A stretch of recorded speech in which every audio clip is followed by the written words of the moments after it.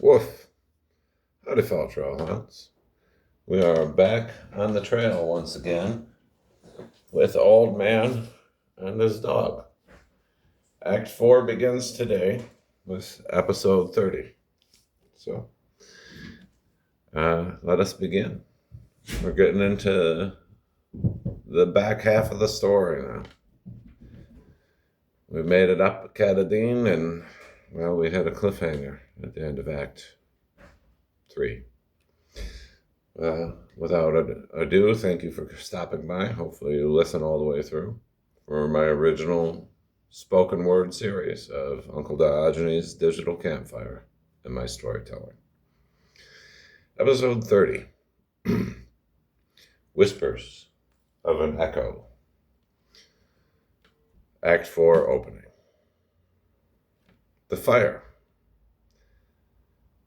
Not a mountain. Not the fall. Not the white roar of it. Not the sound of old man's body made against the snow. The fire. That's where I begin, because that's where I woke. Wet wool, drying by the stove. See the smoke, thick enough to taste. An iron kettle, ticking as it cooled. And underneath all of it, breathing. Slow. Paired. Two sets of lungs finding the same rhythm without trying to. No one was running. No one was shouting a name into the wind. Just tending. I have known fires built for warmth, and fires built for light, and fires built because a man needed something to do with his hands while he waited to find out if another man was going to live. This was that third kind. It took me longer than it should have to understand the thing my body already knew. We had made it. Echo. He was there before I understood he was there. The kind of presence Echo has now, not absence, not exactly stealth, just a way of taking up less room than he used to. He added a log. Didn't look at the fire while he did it. He looked at the bunk. He checked the kettle. He didn't look at the kettle. He looked at the bunk. Somewhere in the last stretch of that, in the collapse and the drag and the hours I hadn't witnessed, Echo had stopped being a dog with a mission and started being a dog with a post. I knew something about that shift. Marines and dogs. I've come to learn, spend far more of their lives watching than talking. It's not a lesser language. It might be the first one. I didn't wag. I didn't need to. I just settled my chin lower against the boot and let him keep his watch. Waking. The old man came back slowly, the way ice leaves a window. Not all at once, and not from the edges you would expect.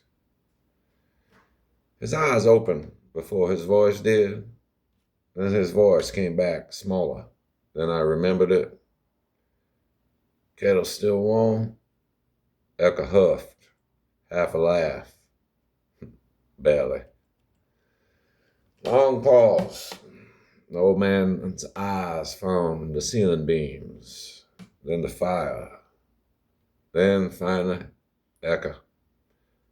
How long? Long enough.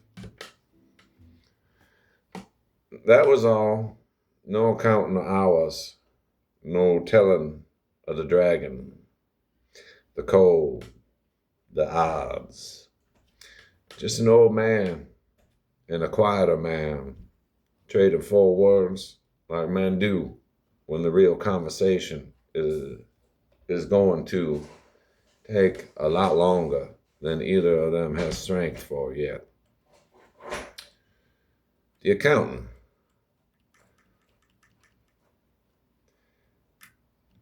It was the boots that told me first. Still by the stove. Still where they'd been the set the night before. Not laced. Not packed. Not waiting by the door the way boots wait when a man intends to use them come morning. The pack sat untouched against the wall. The snowshoes leaned where they'd been leaned, gathering no urgency. No map on the table, no mileage spoken, no schedule to keep. It's been 100 mornings now that began with the sound of buckles, the small, insistent click of a man getting his body ready to ask more of itself. This morning began with breathing, only breathing, as if the whole cabin had agreed without a word passed between them that today asked nothing of anyone. I didn't understand yet what that meant. I only understood that something in me, some old habit built for forward motion, didn't know what to do with a morning that wasn't leaving. Like a story. It came out sideways, the way true things do when a man telling them doesn't think he's done anything worth telling. Echo had been moving north, found tracks that were fresher than they should have been, followed them to a place where the snow had wrongness to it. A give that didn't belong. He didn't call it rescue. He called it being close enough. Dragged him, got him warm, got the fire going before the shaking turned into something the fire couldn't fix. That was the whole story, as far as Echo was willing to tell it. No miracle in the telling, just timing. And a dog who had happened to be walking in the right direction on the wrong day for anyone else to be walking at all. I've noticed something about the ones who do the most. They tend to hand you the smallest version of it. Echo shrugged away the story of the way you'd shrug off snow that had only started to stick. To him, it wasn't a rescue. It was just what you do. Looking out the window, he stood, finally, stiffer than he wanted anyone to notice. He held the door frame in the way a man holds something he doesn't want to admit he needs. Catadine sat where it always sits, patient, unbothered, visible through the frost-fog glass like a thing observed rather than a thing owed. I watched his face for the old hunger, the tilt of the chin that means summit, that means still to come. It wasn't there. His eyes dropped instead, past the tree line, past the ridge that had nearly kept him, down toward the long gray country a man walks through on his way home, south. I don't know if he understood in that moment what his own eyes had just announced. I don't think men always do, but I understood. The mountain was no longer the story, the decision. Eka said it like it barely needed saying. One more day. The old man didn't argue, didn't reach for the boots out of habit. The way I half expected, he just nodded, and something in his shoulders came down half an inch, like a weight he'd been holding since long before the collapse had finally been given permission to set itself on the floor. I don't know that I'd ever seen him accept rest as anything other than a delay, a tax paid, unwillingly on the way to somewhere else. This time it looked like something closer to decision. I curled in against the left boot, cold leather, familiar shape, and let the wind have the outside of the world. Inside, we kept a warm pot for ourselves. Reflection. There is a strange reason that comes after every great mountain. After the marathon, after the deployment, after the long chemo, the long divorce, the long climb up whatever ridge a life decides to hand you. After the pilgrimage, after the summit, even sometimes, especially the summit you never reached. The world expects a certain kind of morning after. Flags out, music playing, the photograph on the mantle. What most people find instead is quieter and stranger, and a good deal harder to explain at dinner parties. They find grief, not because the mountain is gone. Mountains are patient.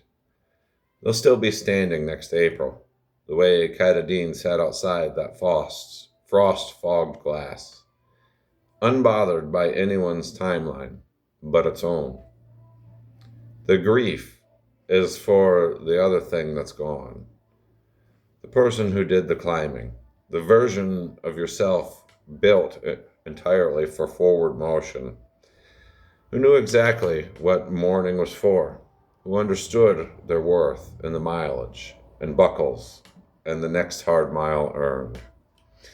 That person doesn't come from the mountain, down the mountain with you, not all the way. Some of him stays up there in the cold and the collapse and the wind because he was made for that country and no other. And so the real work, the work nobody warns you about, isn't finding the next mountain quickly enough to outrun the silence. It's harder than that and slower. And it doesn't come with a summit photo. It's learning who you are on the level ground. It's a kettle that stays warm a little longer than it needed to. Boots that wait by the stove instead the door. A door curled against your left boot who isn't asking you to get up. It's one more day. And that's the end of episode 30, first part of Act 4. If you made it this far, thank you. I wish you well, fellow citizens of the Digital Agora. Thank you for listening to Uncle Diogenes' Digital Campfire Storytelling Series. Diogenes out.